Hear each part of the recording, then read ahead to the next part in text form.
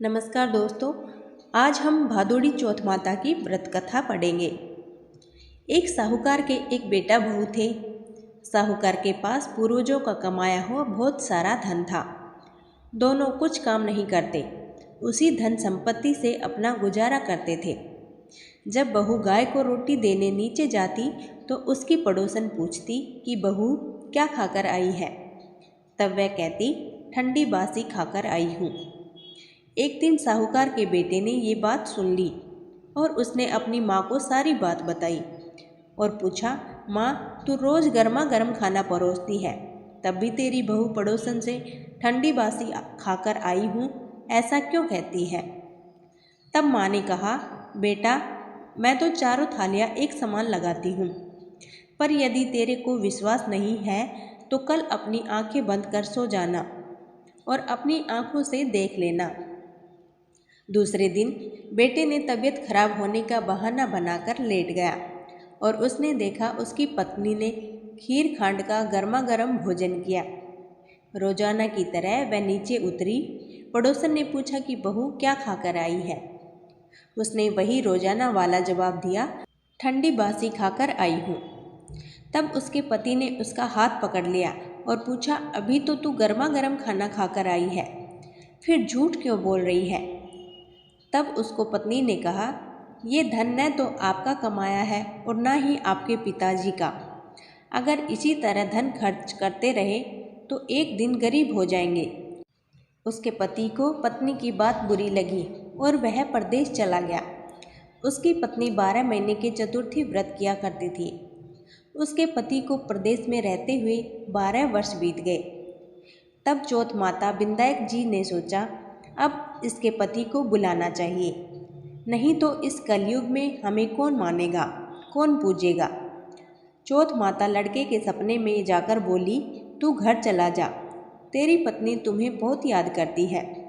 तब उसने कहा, हे चौथ माता, मेरा कारोबार फैला हुआ है, इस तरह छोड़कर नहीं जा सकता। तब चौथ माता ने कहा, कल प्रातः स्नान ध्यान से निवृत्त हो पूजन कर घी का दीपक जलाकर चौथ माता बिंदायक जी भगवान का नाम लेकर बैठ जाना, हिसाब हो जाएगा। देने वाले दे जाएंगे और लेने वाले ले जाएंगे। उसने सुबह उठकर वैसा ही किया और उसका सारा कारोबार एक ही दिन में सिमट गया। जब वह घर जा रहा था तो रास्ते में एक सर्पराज अपनी 100 वर्ष की आयु पूर्ण करके जलने जा रहे थे। उसने सोचा, सर्पराज जल जाएंगे, तो उसने सर्प को सिसकार दिया।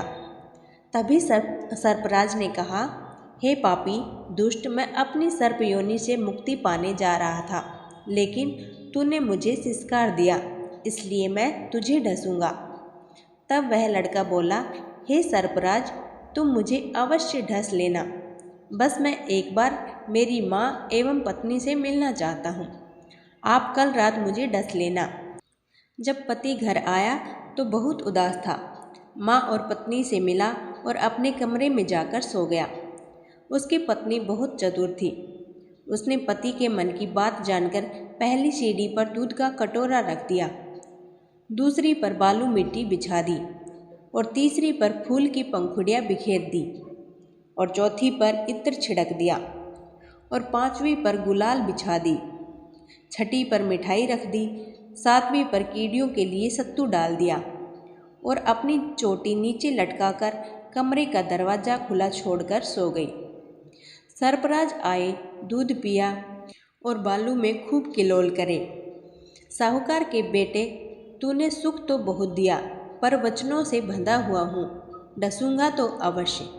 सातों सीढ़ियों पर उसने ऐसा ही कहा। जैसे ही वह डसने लगा, चौथ माता और बिंदायक जी ढाल बनकर तलवार बन गए और सर्पराज के 4 टुकड़े कर दिए। सीढ़ियों पर खून ही खून हो गया।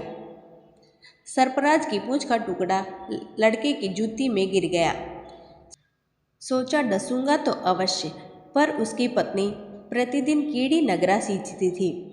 चींटियों ने सोचा, इसकी पत्नी हमें हमेशा शक्कर आटा खिलाती थी, इसलिए इसकी रक्षा करनी चाहिए, और सभी चींटियों ने मिलकर उसकी पूंछ को खोखला कर दिया।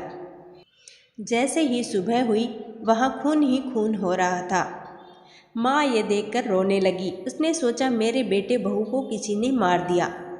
माँ की आवाज़ सुनकर बेटा उठा और बोला, माँ हमारा बैरी दुश्मन मरा है। नीचे आया और बोला, मेरे पीछे से किसी ने पुण्य धर्म किया था क्या? तब माँ बोली, मैंने तो कुछ नहीं किया। पत्नी से पूछा तो पत्नी ने कहा, मैंने 12 महीने के चौथ माता के व्रत किए हैं, इसलिए चौथ माता विनायक जी भगवान ने हमारी रक्षा करी है।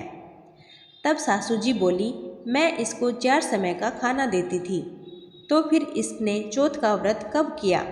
तब बहू बोली, 1 समय का खाना गाय को खिलाती थी, 1 समय का ब्राह्मणी को दे देती थी, 1 समय का जमीन में गाड़ देती थी और 1 समय का चौथ माता का पूजन कर चांद को अर्घ देकर श्रम खाती थी। यदि विश्वास नहीं हो तो पूछ लो। जब गाय माता से पूछा गया तो गाय ने मुंह में पलाश के फूल गिरने लगे।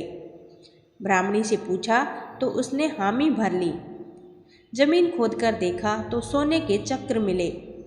सारी नगरी में कहलवा दिया कि सब कोई चौथ माता के व्रत करे। इस व्रत के करने से अन्न धन लाज लक्ष्मी गुणवान संतान अखंड सौभाग्यवती प्राप्त होती है। जैसे जिसकी मनोकामना होती है चौथ माता पूर्ण करती है। हे चौथ माता, जैसे उसके पति की रक्षा करी वैसे सबकी करना। तो दोस्तों, ये थी चौथ माता की कहानी। अच्छी लगी हो तो वीडियो को लाइक और हमारे चैनल को सब्सक्राइब ज़रूर करें। धन्यवाद।